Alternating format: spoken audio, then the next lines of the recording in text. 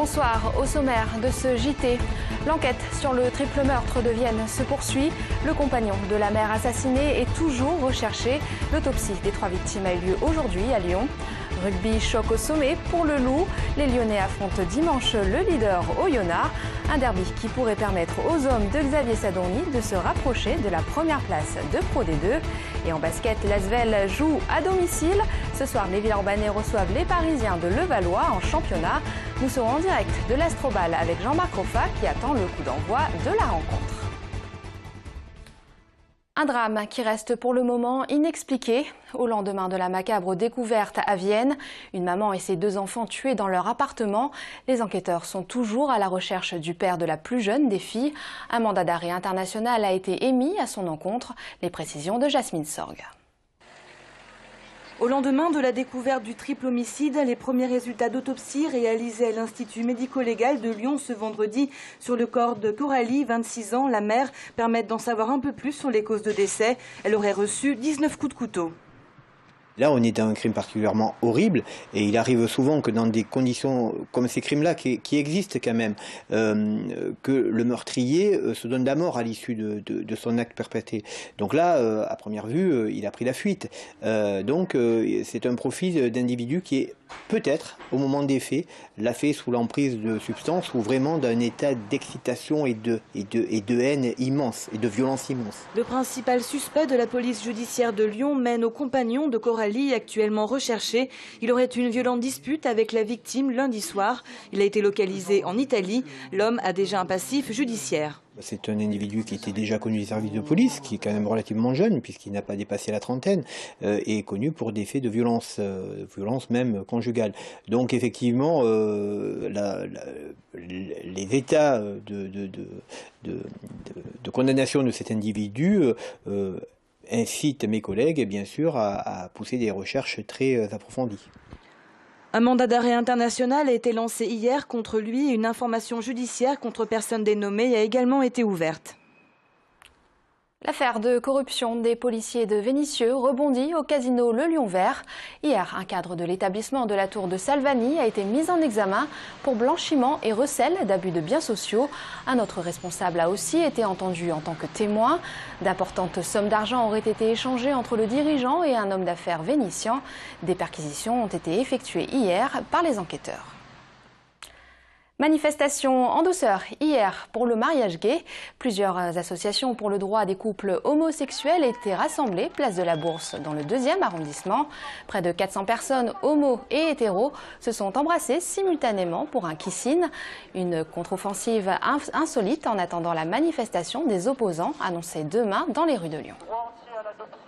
L'orientation sexuelle d'une personne ne fait pas de lui un bon ou un mauvais parent. Ça se saurait, dans ces cas-là, tous les enfants d'hétéros seraient super heureux et c'est pas forcément le cas à l'heure actuelle malheureusement. C'est un combat de tous les jours. On est là justement pour rappeler aux politiques de bien tenir les promesses qu'ils nous ont faites durant toute la campagne présidentielle et de continuer leurs initiatives positives pour aller vers une égalité pour toutes et tous. Et à noter que c'est demain que les opposants au mariage gay feront entendre leur voix. Le défilé partira à 15 h de la place Bellecour. Dans le cortège, plusieurs responsables religieux, dont Monseigneur Barbarin. Alexandre Gabriac, le leader des jeunesses nationalistes, devrait aussi prendre part à la manifestation. C'est le nouveau visage du Parti socialiste du Rhône. David Kimmelfeld succède à Jacques Hidarn à la tête de la fédération. Il a été élu hier avec 84% des voix. Un vote qui n'a pas beaucoup mobilisé les militants. Seuls 40% d'entre eux ont voté. Le maire du 4e arrondissement est connu pour être un proche de Gérard Collomb. Être un proche ne veut pas dire être dans un lien permanent de dépendance. C'est ce procès d'intention qui nous est fait collectivement d'avoir une fédération qui serait peut-être une fédération uniquement de Lyon est un faux procès et on le verra d'ailleurs à travers notre travail et à travers la composition des instances fédérales. Petite édition jeune illustration, le Salon du Livre se tient tout ce week-end au château de Saint-Priest. Une 13e édition placée sous le signe du chiffre 13. Le rendez-vous de l'édition jeunesse a pour thème la peur. Le public pourra ainsi découvrir des livres, des illustrations, mais aussi des ateliers. Il y a eu une évolution de la bande dessinée, l'arrivée de ce qu'on appelle du roman graphique, différentes formes de de bande dessinée qui n'existait pas forcément avant. L'intérêt de ce salon, c'est de proposer des rencontres avec des éditeurs indépendants et relativement peu ou moins connus que les grosses machines éditoriales. En rugby, duel au sommet pour le Loup. Dimanche, les Lyonnais reçoivent Oyonnax, leader de Pro D2. Actuellement deuxième du classement, les hommes de Xavier Sadourny ne veulent pas passer à côté de ce derby. Les précisions d'Émilie Deschamps et de Jérémy Pain. Forcément, il y aura un avant et un après Oyonnax. Il est important pour nous de revenir au classement. C'est le match que tout le monde attend en ce début de saison. Loup-Oyonnax, c'est bien sûr un derby, mais celui-ci en est un particulier entre le leader et son dauphin. Oyonnax arrive au Matmut Stadium avec 9 points d'avance, tandis que Lyon, le favori annoncé pour la montée directe, est un peu à la peine. Comptablement, le résultat de la rencontre est donc déjà décisif, mais surtout, le Loup doit à présent marquer les esprits et envoyer un message à toutes les équipes de Pro D2. Après, la saison est encore longue, mais c'est sûr qu'il faudra relever ce défi, marquer l'adversaire, et puis après on verra le résultat, mais c'est sûr qu'on est préparé. D'autant plus qu'Oyonnax est un peu la bête noire du 15 lyonnais. Le Loup n'a remporté qu'une seule des 5 dernières confrontations entre les deux équipes et perdu en amical cet été face à son voisin. Leader Oyonnax ne compte qu'une seule défaite en 10 journées et possède la meilleure attaque et la meilleure défense du championnat. C'est les valeurs ancestrales du rugby, c'est le combat, la rudesse, tout. Enfin, ils sont pas réputés pour jouer au ballon comme le Stade Toulousain, mais bon, après, ils sont capables de le faire, donc il faut faire attention aussi. Le fait est qu'ils aient 9 ou 8 points d'avance, voilà, nous oblige à faire une bonne performance. Mais après, c'est comme les autres matchs, on n'a pas le droit à l'erreur à la maison, et c'est un objectif de rester invaincu à la maison. Ouais. Un derby au sommet de la Pro D2 qui promet donc du combat et de l'agressivité entre deux prétendants à la montée. Coup d'envoi dimanche à 14h30.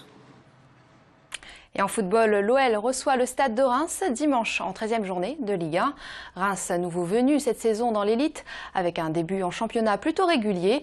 Les Lyonnais, qui occupent toujours la 3e place du podium, devraient cependant jouer le match sans pression. Coup d'envoi à 14h à Gerland. De son côté, l'Asvel se prépare à affronter Paris-Levallois. Les Villeurbanais devancent d'une courte tête les Parisiens au classement de Pro A. Ce soir, ils espèrent creuser l'écart, confortés par leur récent succès. On retrouve tout de suite Jean-Marc Roffa en compagnie de Pierre Vincent, l'entraîneur de l'équipe, en direct de l'Astrobal. Nous sommes ici à L'Asvel avec une équipe qui est tout simplement invaincue à domicile. Alors Pierre Vincent, est-ce que cela vous met une pression supplémentaire? Non, pas du tout. Chaque match est différent. Nous, on va essayer de gagner le maximum de matchs possible. Donc que ce soit à domicile ou à l'extérieur, hein, c'est pareil. Donc, et puis on joue pas sur le fait de l'anxiété de perdre les matchs. On est plutôt dans l'idée de regarder un peu ce que fait Paris. Justement, il y a une bonne affaire à faire ce soir puisque vous êtes un peu au coude à coude. Vous pouvez gagner des points sur eux. Mais on verra. C'est pas en se disant qu'on va faire une bonne affaire que ça va nous rendre meilleurs. Donc il suffit de plutôt regarder un peu comment ils jouent, comment ils s'expriment. C'est une grosse équipe offensive avec 5-6 joueurs dangereux. Ils ont des rotations qui sont un peu moins fortes. À nous de contenir leur secteur intérieur qui met beaucoup de points. Dernièrement, vous avez déclaré que vous aimeriez une attaque un peu plus offensive, avec plus de réussite. Quels sont les réglages que vous avez fait ces derniers temps? Tous les entraîneurs, ils aimeraient que leurs équipes marquent plus. Nous, on n'est pas une équipe très offensive, donc on essaie de mieux jouer ensemble, on travaille pour ça. Comme on joue mieux ensemble, on a des meilleurs tirs, et comme on a des meilleurs tirs, on score un peu plus. Voilà, mais l'adresse, c'est variable. Voilà, donc il faut se baser plutôt sur les qualités défensives et puis essayer d'être meilleur en attaque dans les choix que l'on peut nous opérer. Les objectifs que vous fixez actuellement, rester invaincu à domicile? Non, c'est pas l'objectif de rester invaincu à domicile. L'objectif, c'est de se qualifier dans les 8 premiers pour la Leaders Cup. Ce match ce soir est important, d'autant plus important qu'on joue sans Georgie Joseph. Et donc, si on gagnait chez nous, ça serait important. Eh bien, c'est tout le mal que l'on vous souhaite. Et puis, on vous retrouve la semaine prochaine face au Havre. Merci beaucoup, Jean-Marc. Et c'est la fin de cette édition. Merci de nous avoir suivis. Tout au long du week-end, vous pouvez retrouver la semaine de l'info. Passez une excellente soirée sur TLM.